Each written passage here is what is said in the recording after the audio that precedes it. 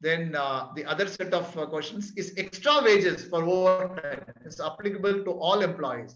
If it is applicable to all employees, what would be the method of calculation? No. See, again, there are two terms which are defined. Employee is defined, worker is defined, and the term employee is slightly broader. This will include managers, this will include supervisors drawing more than 18,000, and this will include the persons who are doing administrative jobs, right? But overtime wage, it will be applicable for the workers alone, right? So it will not be applicable for managers or supervisors drawing 18,000. Otherwise, the working is same, right? When we say overtime, again, it is prescribed under the Occupational Safety Code. So as per that, how the definition of wage is given, and we may have to keep it as base. Then we have to work on the overtime rate. That is how it is. So the point here is it is applicable for the workers, not for all the employees. And after the definition of wages under labor code, some components are coming under specific exclusion like HRA, traveling and conveyance allowance, whereas as per the Payment of Wages Act, the above said allowances are coming under the inclusion component. I think we discussed on this. Presently, some industries are calculating overtime rate on gross wages. What would be the implication if the court keep it as gross wages, right? You determine the gross wage of the individual, then you exclude those portions which are excluded. The balance is to be treated as wages. Again, for calculation of overtime also, that is how it is to be done, right? It is very simple. So determine first maybe the quantum of CTC, then determine the monthly gross, then exclude those components which are very specifically excluded. The balance amount, you calculate OT on that amount. So that will be, I think, right working fashion. Certain allowances like shift allowance, hardship allowance, holiday working are paid not along with salary, and the payments were made separately. Normally, these allowances are finalized through wage negotiations, whether it comes under the specific exclusion part. See, these are definitely, these will be treated as allowances, which means this will be different from salary.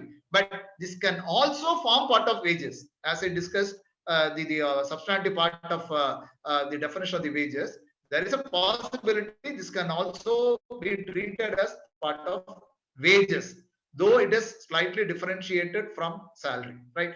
Normally, I think when we say again shift allowance, if it is really paid only to those people who are working during the shift, night shift, then I think that is like kind of defraying the expenses, right?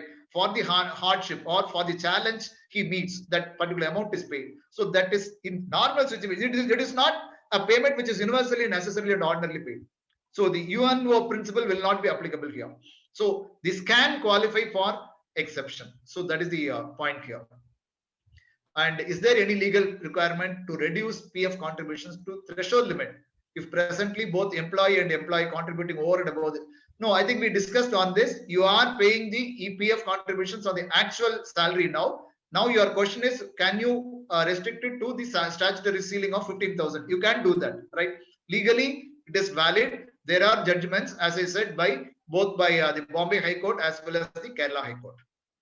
If we consider all remuneration and identified that the specific inclusion value exceeds 0.5%, we have to consider the excess amount as a part of wages as per the new code. Some companies are having additional social security benefits like NPS, superannuation scheme. Okay, whether shall we restrict the contribution based on basic and DA wages, or is it mandatory to consider the excess part of specific exclusion wages? See, again, the idea is what is total remuneration for that particular individual employee? What is the total remuneration? You have to determine that. Then ascertain gross salary. Then calculate 50% of gross salary. If that is the wage portion works out to more than 50% already, then it is sufficient if we make the contributions on that, right? That is how it is to be done. Ideally, if you ask me, normally the contribution towards NPS will not fall under the wage part or superannuation, right? So normally it will not fall under, it will not be treated as part of remuneration. It will be clearly excluded, but still the method which you may have to follow is ascertain the CTC, ascertain the monthly gross, then ascertain the wage portion, ensure that wage portion exceeds 50% of the monthly gross. If that is done, then for that quantum, you can continue to pay the PF contributions. That is how it is to be done. And in the draft rules on code of wages, still certain classes are referred with reference to Factories Act, Industrial Disputes Act.